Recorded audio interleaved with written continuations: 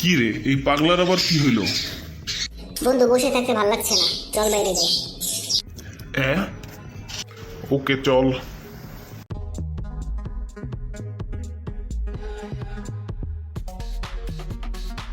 বাইরে ডেকে এনে শুধু শুধু বসে রাখবি? কিছু অর্ডার কর। পকেট তো ফাঁকা বন্ধু, আজকে তুই খাওয়া।